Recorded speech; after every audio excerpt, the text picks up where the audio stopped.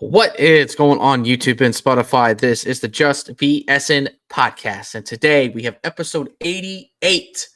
And as always, I have with me my boy Andrew, and today we have some more guards news to discuss. We got some Browns OTA drama slash just random news going on. Mhm. Um, Typical stuff here in the good old state of Ohio and Northeast Ohio, for that matter. Drew, how are we feeling? I know there hasn't been too much really going on besides the Memorial Day weekend, but hey, the guards played pretty well this past weekend, uh, and they stole one against the Dodgers last night. So not too bad of a time right now. No, it's not bad at all. I mean, you take 3 out of 4 against Detroit in Detroit too, which is absolutely huge. Yeah, And then I mean, obviously you're pretty much guaranteed to lose to the Dodgers, but just taking one game is just a yeah, very positive and moving in the right direction. So that's always good news to kind of hear. And the Guardians showed some resilience in that last game. I guess the Dodgers by scoring 5 runs in the 8th inning. So yeah. and some some names that needed to actually start playing actually were the ones who helped us come back, like Nolan Jones with 3 hits in the game, coming in for Stephen Kwan, who left injured in like the 3rd inning. Came in and just played a huge role in that comeback. And so it's great to hear that. Again, I think Will Wilson had 2 hits in that game too, so he stepped up in a massive role. But it was great to see that smaller bench guys and whatnot came up and stepped up and did what they were supposed to do, and that's how you win ball games in this against these big clubs like the Dodgers and the Yankees. You need everyone to do their part. Yeah, absolutely. I even think Santana had a pretty good game yesterday as well. I think he Yeah, was like 3 or 4. With a walk as well. So he got on base 4 times, yesterday. When you do that in that fourth, fifth hole where he's usually at, I mean, it just provides run support. I think I'm pretty sure the guards had like 15 hits, last night. They didn't get to score a lot of those runs until that 8th inning, which I think was a 5-run inning, because of the 3-run home run by Aniel Martinez, who is yeah, starting to more and more become a favorite of a lot of Guardians fans. Everybody just likes his attitude. He's basically one of those guys that's turning into like another Swiss Army knife for us, where he's able to play in the outfield and he's able to play in the infield as well when needed, which he has on occasion. Hasn't been too often. He's pretty much been in the outfield, but for him to be able to do that, dude, that's how you stick in the big leagues. Like when you get an opportunity, you take it and you run with it and you do the best that you can. And we saw a little bit of it last year, but for him to sort of take that next step has been really, really nice. And it's been a nice added boost. And doesn't sound like the Quan news is going to be anything major. It sounds like it was more of a cautionary, uh, yeah. pulling, with them having the day off today, and then obviously staying home for this. I think it's a 3 or 4 game series against the Angels. So um, he's probably going to play.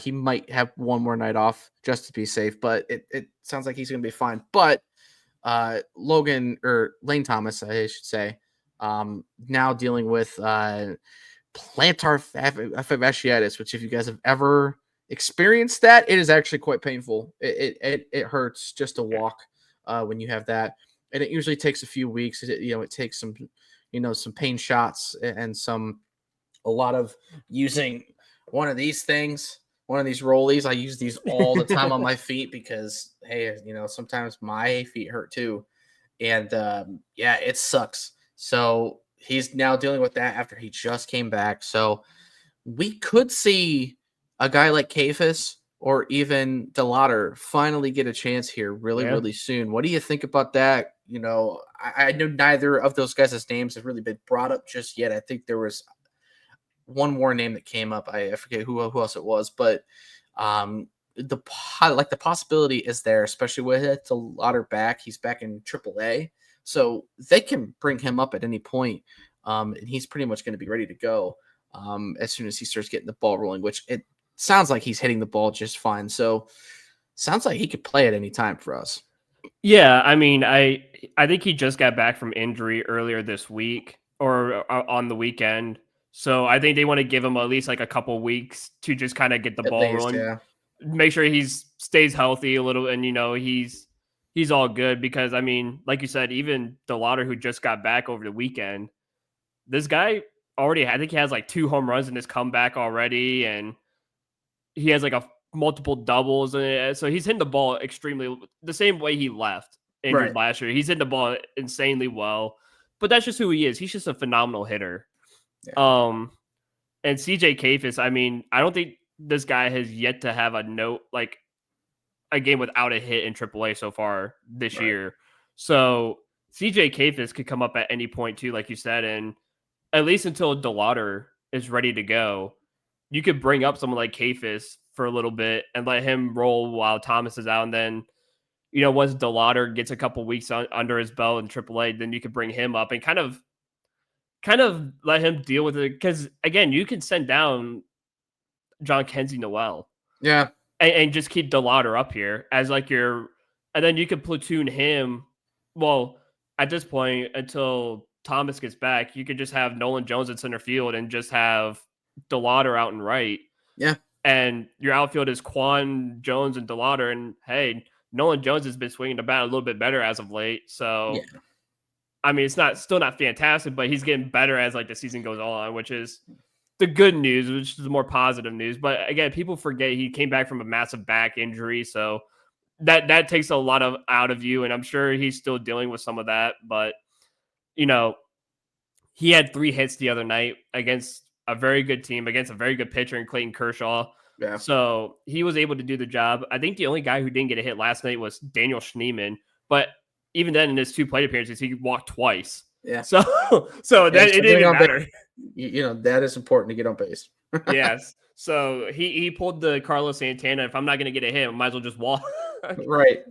Yeah. So he took a little bit of Santana's playbook out of there. But no, I wouldn't mind CJ Kafis coming up for a little bit just to see what he has. Because again, you don't need him to exceed expectations when he gets up here. Right. You just need him to do decently and at least just hold down the fort until you can get DeLauder up here. So it's ultimately up to the front office. I know when we talked to Sean about this, it's not really up to the manager to bring people up and down. It's more up to the front office. So we'll see what Antonetti does. We'll see what the Dolans do if they want to bring him up and see what he just to see what he has. Right. If Kafis can give you something, then hey, he might be worthy of staying. But if not, obviously you have the option to send him down and bring DeLauder up a little bit earlier than expected, or do what you have to do, because at this point, for that right field spot, you have really nothing to lose. No, you don't, and you have a ton of flexibility considering Exactly how many different guys you can put there. And let's also not forget, one of these guys could very well be involved in a trade, especially Lane Thomas. If he continues to sort of deal with some sort of injuries, I can see the Guardians saying, you know what, go ahead and move on. We got plenty of young guys we want to see play, and it's just one of those sort of sacrifices that you might have to make in order to do it. But it wouldn't be the end of the world considering he's missed some time. I know he obviously played super well for us in the playoffs, and he is one of those guys that usually ends the year better than he starts. So, it's a gamble, but again, it's baseball. And that's been a topic of conversation with him since the start of the season. Really was, hey, he could still be one of those guys that could eventually get traded. So it just kind of depends on how the front office wants to deal with it.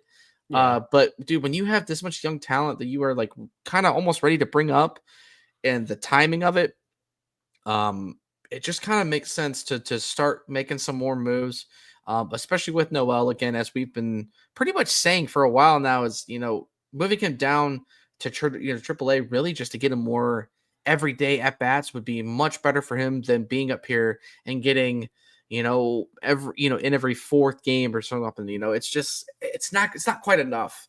And even Nolan Jones could probably use a little bit more time as well than he typically does. So I think the good thing about Nolan Jones is he's good at least making contact. I know Mhm. he was always viewed as more of a power guy, especially during his AAA days when he first came up. And it was like, man, this guy's got some, some potential to really, slug it out. Um, but he's always made some good contact. It's just, he would hit to guys like straight away in the the outfield, just getting easy outs. And it just is what it is, man. That's just part of the game. But certain guys are really starting to play a lot better. Really, for me, like I'm not too worried about the hitting aspect of this team. I'm really more worried about the starting rotation and sort Yeah. of the consistencies we're having because you have Bybee who started that first inning, 3 up, 3 down, 3 Ks, like boom, boom, boom. And you're like, okay, shit, let's go, man. And then he comes out and he starts slowing back down again. And it's sort of being like a repeating cycle with him. And then you have Gavin Williams, who, can get you 8 or 9 strikeouts, but he leads the league in walks. So he's got some work to do with him on that end as well. And, I know we've talked a little bit, with Sean as well about how we think Kluber is sort of really doing a lot of his work, mainly with guys like Gavin, when he's starting to notice the cutter getting involved. I think Mhm. he's also getting a slider in there as well. Like he's starting to develop more throws than his usual, curveball, change up and fastball. He's starting to get a little more flexible, and the cutter is actually working for him pretty well. Yeah. And it's getting thrown at around 93, which is that's fast for a cutter. I mean, when we think about Kluber, his was always in that like 91 to 90 mile per hour range for the most of his prime. And even that was hard to hit. And then you have obviously Class A, who can throw a 99 mile per hour cutter.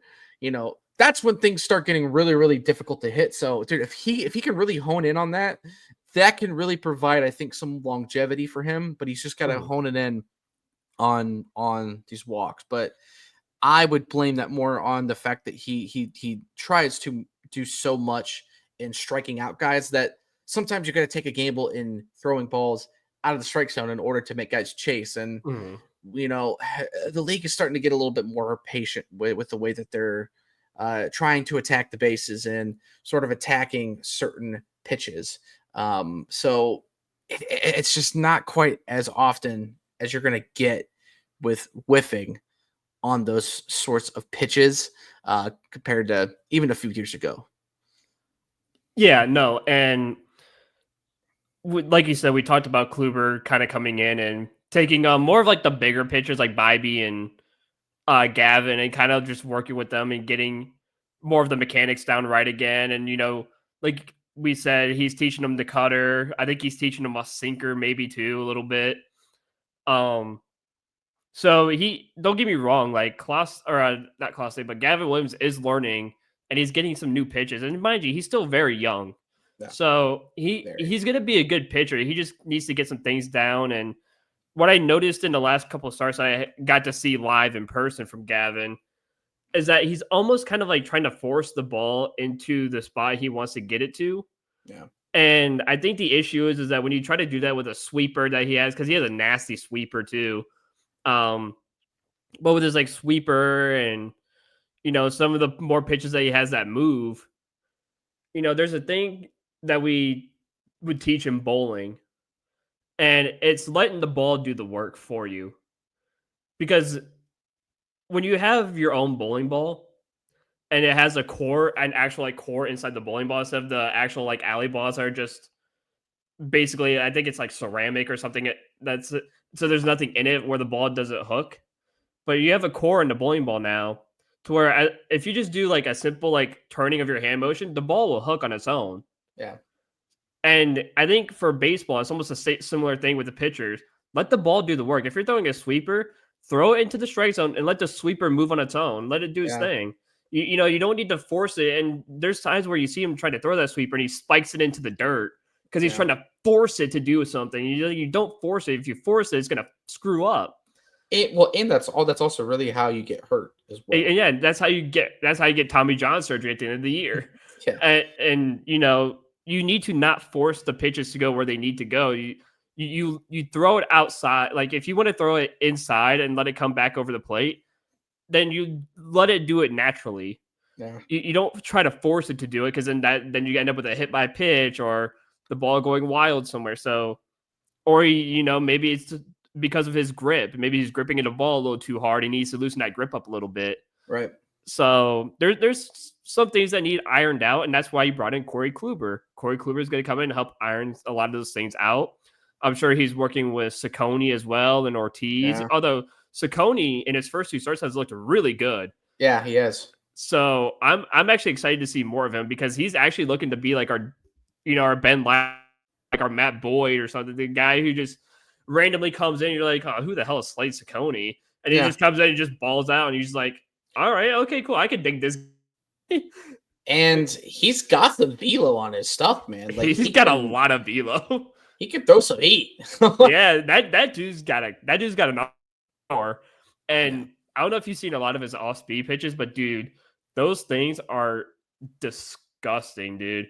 I mean, go to a Guardians game now, they change a lot of the scoreboard optics and what they show. So when every time a pitcher throws the ball now, underneath where it is for like the Guardians, whatever, and the pitcher's face or whatever, it'll show the horizontal and vertical break of the pitch. Yeah. And it'll show like the degrees or the feet that it moved. And so it'll be like, oh, this one broke like 19 degrees or whatever, and slid this way, and it tells you like the horizontal and vertical breaks of the pitches. Yeah. And it's kind of interesting because like when you watch like Slade Ciccone and Gavin Williams or their off-speed stuff, it is like the nastiest numbers. And you're like, oh my God. And then when they showed like when me and Sean were at the Phillies game a week ago on Wednesday or whatever, Gavin struck out 4 people on a sweeper. And when he threw it and it showed it on the scoreboard after the guy struck out, oh my God, dude, it was the most disgusting pitch I've ever seen. You would ever see. It's like, oh my God, this guy's doing that. That thing is nasty. And it helps when these guys they have these long arms and stuff. Like they're bigger guys. Those pitches help so much in that. Yeah. Oh, beautiful.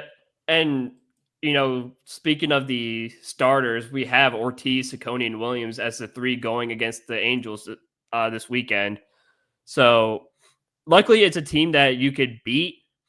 Obviously, they're not very good. They also lost Mike Trout last month, and I think it's a knee bruise or something. So I'm assuming it's a knee contusion of some sort. And he still isn't back yet. So it's been about a month since he's been back. And they said he's still going to be out for a little bit. So that's probably the downfall of the Angels, is whenever Mike Trout goes down, their season's pretty much already over. So you don't have to worry about him. I mean, they do have a couple guys like O'Hoppe and Taylor Ward who are good hitters too. So you do have to worry about a couple of the guys on the team that are good hitters. But other than that, this should be a series where you can just kind of walk in and at least, again, take 2 out of 3 in a sense, and just keep yourself close to the Detroit Tigers and keep on them, because you need to, and this is the time where you need to go on a run like what Minnesota did 2 weeks ago, or whatever, when they went on like a 12 game win streak. Like that would be very useful right now. It should just go on a massive run and just run the table, because looking at the schedule now, you have 3 games against the Angels, and then Tuesday through Thursday, you're in New York against the Yankees. And then next Friday, you come back for 3 games against the Houston Astros. And then you play the Reds from Monday to Wednesday. So before you go back on a West Coast road trip against the Mariners, Giants, and Athletics. But now's the time to start taking maybe sweep the Angels, take 2 out of 3 against the Yankees, take 2 out of 3 against the Astros, take 2 out of 3, get your revenge on the Reds and sweep them back. Right. Start getting these wins up, start catching up to Detroit. Because the thing is, in reality, Detroit's probably not going to be able to keep this up for much longer. Because a lot of it is they're relying on Skubal to do a lot of the work. And they haven't really been hitting the ball too well as of late. Yeah. So I don't see Detroit keeping up this hot momentum for at least right now. And I want to see who they end up having, or who they have Kansas City coming up in KC. So they're going to be probably on some kind of road trip. Yeah, they're going to be, let's see, in KC and against the White Sox. And then they're going to they're going to come back from Chicago to play against the Cubs, funny enough. But they're going to get close to a deeper part of the schedule here soon where Yeah. they're going to start playing some actual teams, because by looking a lot of who they played, it's a lot of like your Milwaukee and Minnesota and Chicago Cubs and, or not Chicago Cubs, but Chicago White Sox, Baltimore, Colorado. They're playing more of like the weaker teams. But as the season goes on, their schedule gets a lot more difficult. So now's the time to gain some ground on them and really figure some things out. But again, a lot of it goes back to the starting pitching. You Yeah. need these starters to actually get the ball rolling. Yeah. But I mean, again, the good thing is we got 3 out of 4 games against the Tigers. Mm-hmm. I really think that the Guardians are just one of those teams against the Tigers, that just they can't figure us out. For some reason we just have that mental edge to us, and it's even getting to their fans. I saw one of their guys just geeking out after every game. He's like, "This is the same crap that we deal with every year against Guardians. I don't know what it is about this team, but this team is not like this. They're not the hottest team ever. But like they are not like they're just not the hottest pick. But Yeah. dude, they will hit you like crazy. They will keep swinging, and eventually they will break through, and they will have sort of that sort of 5-run inning on you at one of those points, or they'll just continuously get 1 or 2. And once we get the lead after like a certain inning, good luck, because the bullpen is getting back to its lockdown stage. Clase looks back to normal, which is phenomenal. And again, getting a little bit of a stretch here of winning some more games would be really, really nice, considering that sort of little 5-game skid that we were on just a mere like 2 weeks ago. And now we're sort of getting back to the feel. And going positive against both the Dodgers and the Tigers combined, I think it was a solid outcome, considering I don't think anybody really thought that we would get more than 1 win against each team. Yeah. And we got 4 4 out of 7. Yeah, I mean, there you go. That's 4-3. That is a series win in the NBA playoffs, that's for sure. So point is, it was good to know. And the other nice thing too is, here in probably the next month, I would say 2 months, we're going to get Bieber back. Yeah. And Bieber's going to be a nice uplift for us. And hopefully by then we will get more of a indication as to what the front office wants to do with certain guys in terms of, trades and stuff like that. But getting him back after like All-Star break or something would be wonderful. That would be probably best case scenario, or at least like early August. That way he has enough time to sort of get a feel. And if he can make a little bit of a run and prove to be a part of this 5-man rotation, he's going to be in there for the playoffs as long as we get there, which I think we will. But we are so very far away from that. But again, the good thing is these guys are getting healthier. DeLauder's getting back, which will be great. I really hope that we get a chance to see him, truly. And I know it's probably going to cost, a John Kenzie, Noel. But if that's the way you got to do it, man, that's the way you got to do it. There's certain guys that are just playing such good ball in AAA that like you gotta bring them up and see what they got here. At least a little bit, especially with how some of these guys are struggling. It's about time.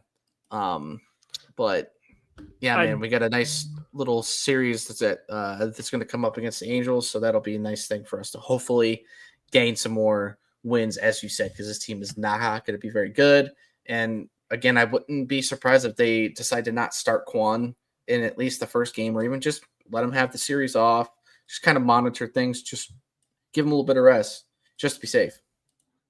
Yeah, absolutely. And I'm sure that we could probably do that with Stephen Kwan at least for a game or two in this series against the Angels, because he looked kind of uncomfortable with the injury that he suffered. I want to say it was maybe like a hand or something that he suffered, but I was trying to look because I thought the Guardians got a pitcher earlier from someone. I think they like claimed a pitcher from somewhere. I'll have to find it at a different time because I can't seem to find it. But yeah, I mean, just to like kind of go around this is the fact that the Guardians went 4-7, won 4 of 7 against the Tigers and the Dodgers, which is phenomenal. I don't think a lot of us expected them to do that, but even in this Dodgers series where you lost 2 out of 3, the one thing that I liked, and I know Stephen Vogt talked about this, was that the Guardians showed a lot of fight in that series. Like a lot of we got kind of our butts kicked a little bit, but we were swinging the bat well. We were fighting. We were making good plays at defense. It's just one of those things where a couple unlucky pitches just kind of got away from you, went over the plate, got hit. I mean, Otani's first pitch home run in game 1 was literally about to hit Otani, and somehow he managed to turn on it and turn it into a 375-yard feet home run. Right. I was like, that thing was way inside, and somehow he still got to turn on it and hit it. And that just shows you how good Otani is as a baseball player. Like, I was like, you know what? I cannot be mad at that pitch by Gavin because he threw it where he wanted it to inside. That just got smoked. That's not even his fault. And then Bybee, the downfall was when Otani hit his home run against him. Again, it was just one of those oppo field home runs where Otani hits it. And it looked like he just got like a lot underneath it and hit it the opposite way. And then it just felt like for no reason that ball just carried the entire way. And I'm like, oh my God, is this thing ever going to get down? And it just kept going and going. I'm like, there's just no shot that's a home run.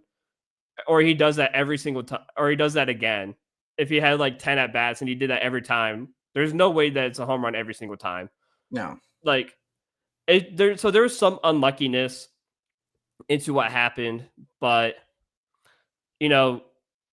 there's a reason why the Dodgers are a good baseball team, is that they get a lot of those breaks and they get a lot of those good moments that go for them.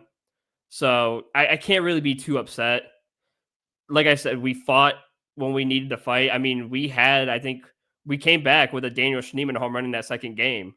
Right. Because at that point we were down 4-1 or 4-0, and then Daniel Schneemann made it a 4-3 ball game with a 3-run homer. And I was like, okay, cool. The boys are back. And then obviously they hit another like 2-run homer, and it's like, all right, okay, there we go. Yeah. Now it's gone. And so those things just happen. But to be able to, again, get back into the Tigers' heads because for some reason they just can't beat us. Yeah. And then to take one away from the Dodgers it feels good for us. And it gives you a big confidence boost going into tomorrow, starting the series against the Angels. So again, it's one of those we'll wait and see what happened type of deals. And, hopefully Ortiz can get things going tomorrow with Ciccone to go after him and then Gavin to go after that. So we'll see what happens. We just got to ride it out until Shane gets back. And hopefully that gives us a massive boost. And who knows? Like we said, we might see some CJ Kayfus coming up here very soon, or maybe on the road trip to New York, or if he comes back on the homestand. And then who knows? Even in that time period, you might see Chase DeLauder in a Guardians uniform for the first time. So we'll see what happens. And these guys have to keep the ball rolling. Yeah, I mean, I hope so. But it is baseball, and that's why, again, I don't get too caught up in losing streaks and winning streaks. It's just I'm looking for consistency. That's all I really care about. Just win series. Yeah. Just win series. Win more games than you lose.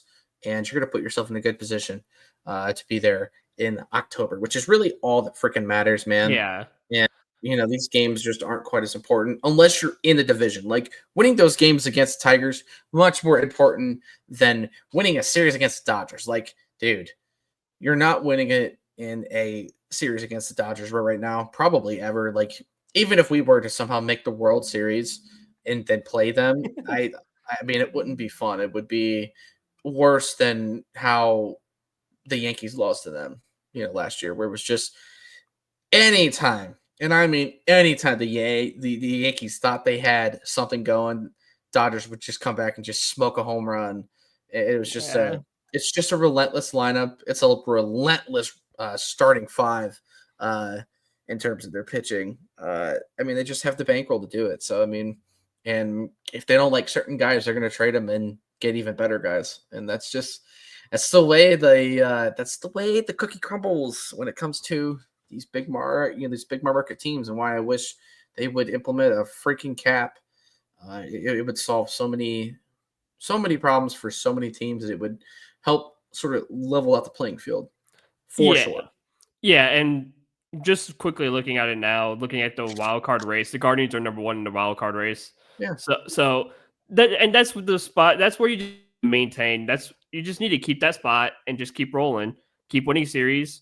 And I mean, you're still 6 back of the Tigers, so it's not like you're that far away from Detroit. no.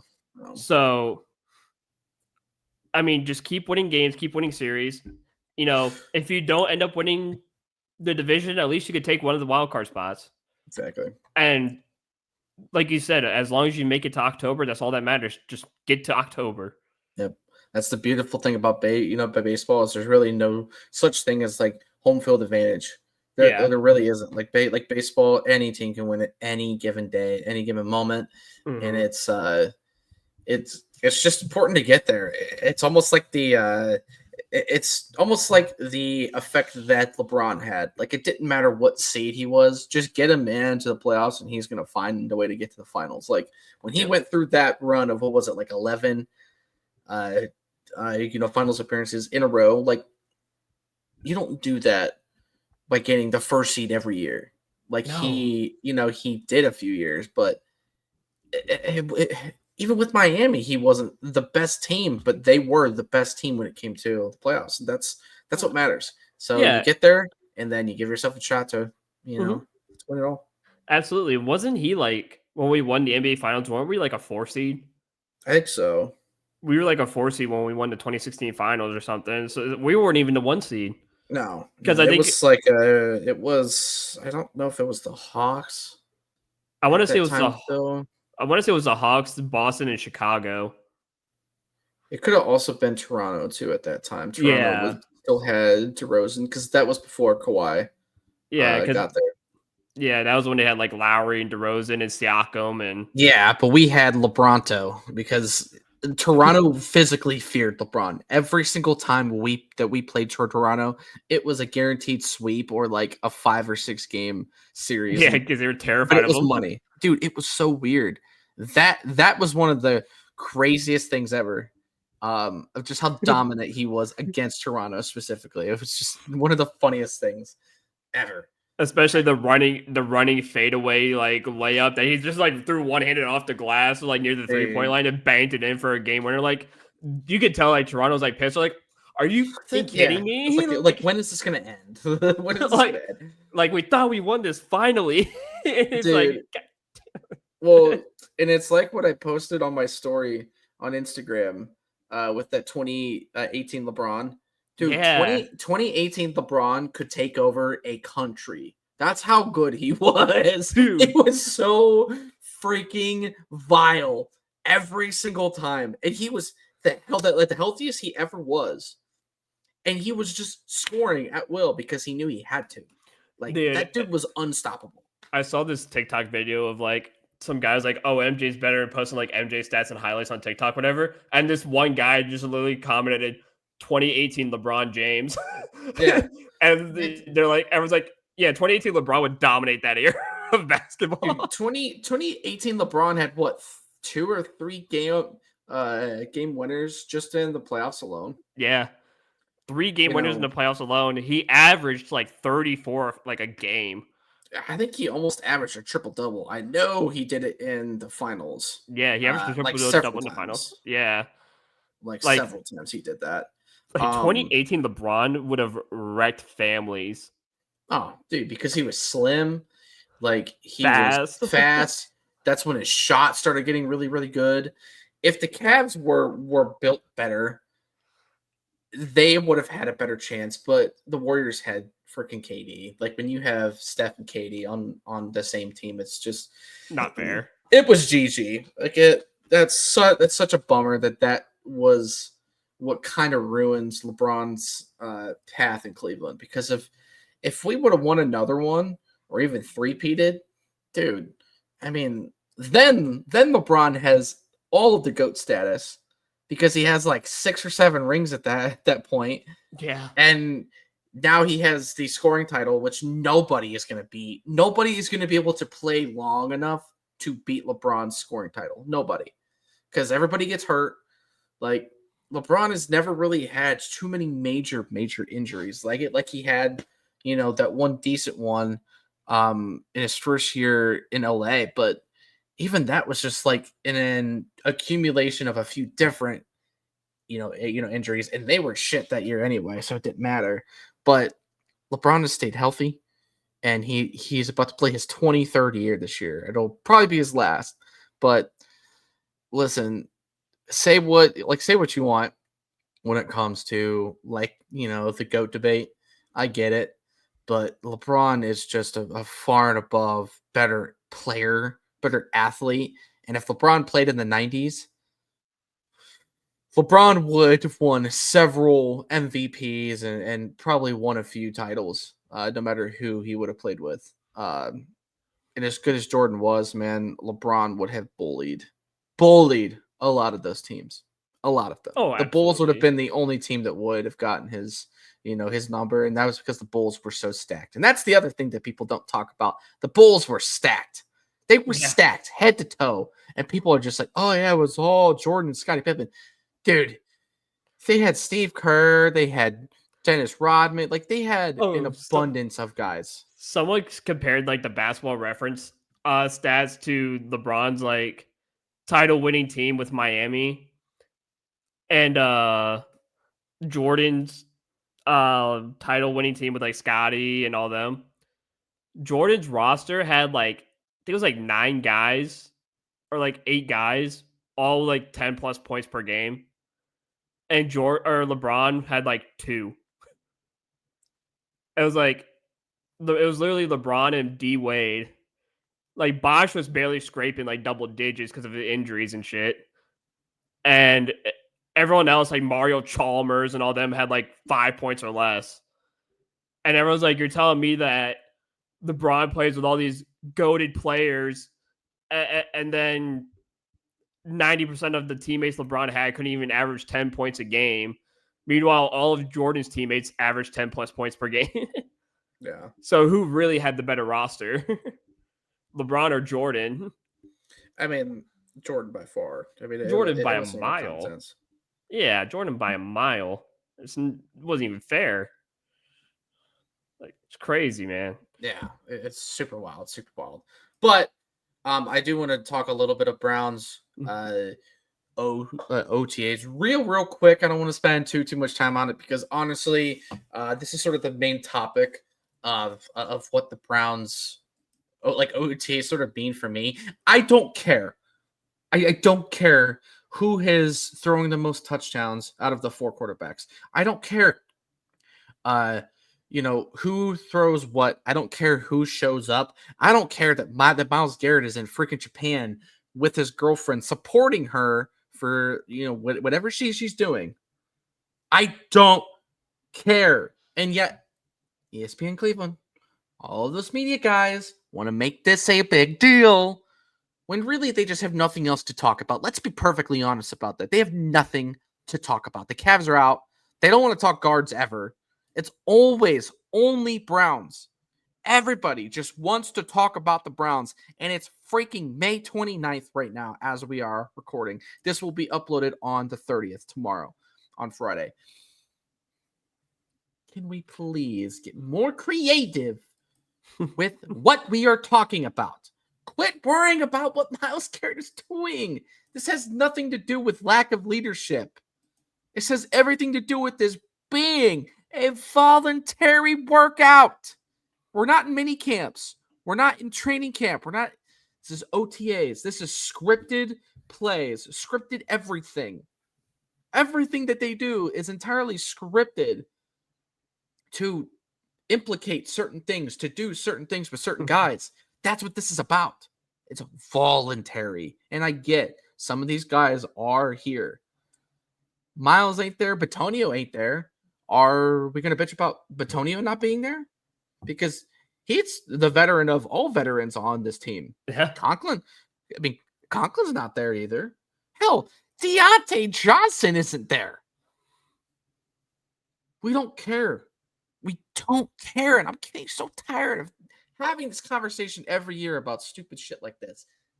Andrew, you have the floor. But I'm mad. I'm so tired. Dude, it's beyond frustrating because, again, like you said, it's voluntary OTAs. The key word is voluntary. You don't have to go if you don't want to. Like, some of these guys chose not to go, and that's their choice. Yes, Myles Garrett is in Japan, but he's supporting his girlfriend and what she's doing over in Japan right now. He's being a good boyfriend. I mean, Joel Bitonio, the man's old, man. Let the guy rest a little bit. Let the guy take a vacation or two. The man deserves it, especially sticking with the Cleveland Browns for his entire career.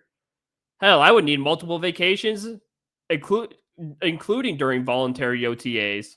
I would need a vacation. And again, Jack Conklin, this guy's come back from so many injuries. That boy is probably not choosing to skip out on OTAs. He's probably choosing to do rehab over OTAs so he can get healthy and play this season. So guys have their reasonings for skipping OTAs. I mean, there's other teams who have other stars that aren't showing up for OTAs, and you don't hear them complaining and moaning about it. Like, it's OTAs. Who cares? They're voluntary. You don't have to do it. You volunteer your time. Yeah. You know, it's like if someone invited you to the soup kitchen to volunteer your time. It's voluntary. You don't have to do it if you don't want to. They're not going to get mad at you for saying no. Like, who cares? You don't have to go. What, we're going to get mad because the kicker didn't show up to OTAs? This guy needs to work on his kicking. He can go to a high school field down the street from his house and do it. Like, you don't have to show up every single thing. That's voluntary. Guys have lives. Guys have things that they have to do. Some guys, like I said, some guys are rehabbing right now. Like Jack Conklin this dude's probably been spending his whole summer or spring and whatnot in rehab because of the multiple injuries that guy suffered. Like, can we let these guys have a break for a little bit? Voluntary OTAs are more for your rookies to get more work. That's what that is. It's for guys like Shedeur and Gabriel to work a little bit more. Mason Graham to get some work in. It's more for those guys and to get those guys going and get those guys working every single day. Myles Garrett doesn't need to do this every single day. He's the best D lineman in the league. He's the best edge rusher in the league. He doesn't need to show up to voluntary OTAs to work on his game. Like, it blows my mind that people are so stuck up about this. Myles should be here. He's not being a good leader. How about I revoke your card for going to these practices and games and stuff? Like, you shouldn't have credentials if that's the way you think. Like, I'm so, like, for you to even be there, it's voluntary. You chose to show up. You didn't have to. Like, it makes no sense why we have to complain about every little thing. I get it. Garrett signed the biggest contract that a defensive lineman has ever signed in history. I get it. but he has nothing that he needs to work on in his game. This man is probably going to get close to 20 sacks a season like he always does. Just let the man enjoy his time. Yeah. It's summer. Like, everyone's got vacation plans and stuff like that. Like, enjoy your summer a little bit. Let the rookies. This is for them. This isn't for Joel Bitonio. Yeah. This isn't for Jack Conklin. These are for the veterans who know what they're doing and are good at their jobs. This isn't for them. This is for people who need the work. It makes no sense to be upset about it. No, it makes no sense. And again, it is because they have nothing else to talk about. Exactly. They are bored. They are out of content. This is slow season for them. And look, I get it. We're on the podcast right now, and we're gonna talk about the Guardians. Obviously, we did. We're talking about Browns OTAs instead of worrying about what's going on in the NBA playoffs right now. The Thunder just made the finals. That's great. We're gonna have potential two new teams that have not been to the finals in this sort of era in a long, long time, if not ever. And yet we still have to sit here and talk about this crap. And the players notice all of the negativity. And that's the other thing that it infuriates me. This is why these players don't want to stay here long term. It's because the media members ruin it for them. Absolutely ruin it for them. And it's beyond frustrating as a fan, as just a generalized fan that sees it, gets pissed about that, and then we lose out on more talent and we have to trade them away or let them walk for a much bigger contract or even a smaller contract because they just didn't want to deal with it. They didn't want to deal with it. And I can't say I blame them. Yeah. But it's the same conversations every year. And it's infuriating. It's very infuriating. Yeah, like, I wouldn't, if the media here was doing this all the time, I would want to leave too. Hell, I stopped listening to Cleveland media a long time ago because I got tired of hearing it. And I wouldn't be surprised if those guys get tired of it too. Yeah. It's just so annoying. Because, like, I've listened to, like, every time I go on vacation, wherever, I always kind of, like, listen to the others, like, the sports stations there, just to kind of see what they talk about. I never hear them talk about any of the negativity like this. Ever. At all. It's basically right now only Cleveland. Like, don't get me wrong, I'm sure they talk about some negativity here and there. But a lot of it is just like I could listen to a station in Philadelphia right now, a team that just won the Super Bowl. And it could be like, Jalen Hurts didn't show up to OTAs. Guess what? We don't care. Who cares? He's a Super Bowl champion. He just won. He doesn't need to show up to voluntary OTAs. Do you think Saquon Barkley needs to show up to OTAs? Hell no. This man's the best running back in the league. Yeah. This man just ran for what, almost 2,000 yards this past season? This man jumped over a dude backwards. Backwards. That's insane. That's literally the cover for Madden, I think, is him jumping backwards over a dude. Do you think that guy needs to show up to OTAs? I don't think so. We all know what OTAs are for. It's just for extra work for the rookies and for some of the guys who are fighting to get on the team. That is it. I don't give two damns if Myles Garrett shows up, if Joel Bitonio shows up, Conklin shows up. The ones who need showing up are like Jed Wills and other guys like that need to show up. Everyone's like, oh, Deshaun Watson showed up. Yeah, because this is his last opportunity. Otherwise, if he doesn't make it, he's kicked out of the league for good. So he has to go and prove himself that he could be an NFL-worthy quarterback again to try and secure a job elsewhere. Otherwise, his career's over. So yeah, he's going to show up. He's got work to do. Like, it makes no sense to complain about the dumbest things possible. Like, I think we need to cancel Cleveland media for a while and just have like a month of no Cleveland media, or just like ban Cleveland media from going to the Browns camp and ban them. Like, just no media whatsoever. Let the players practice, enjoy the OTAs, and go home. And then nobody don't have to listen to them talk about it. I'm sure those guys would be the happiest people in the world. And you know what? Maybe we should ban the media all season long in the NFL. Maybe the Browns will win a Super Bowl when they don't have to hear the dumbest comments in human history. And then they get frustrated when they get asked the dumbest questions in human history, too. Like the mentorship question all the time to Joe Flacco. I'm sure that, like, you can listen to that, and Joe Flacco, like, and the tone of his voice sounded like he was so sick and tired of being asked about him being a mentor to Shador and Gabriel. Like, that dude literally yelled at the reporters about it, and it was like, please stop asking me this. Please. If this is all you have to talk about, stop it. It's annoying. Yeah, it's beyond annoying. It's getting to the point where I'm once again at a point where I just don't want to be on X. I don't want to be on Facebook, dude. Facebook's worse. I said one thing about ESPN Cleveland, and then I had a random old man that has made one post since 2010 say, "Well, why are you a Browns fan then? Go, go root for somebody else."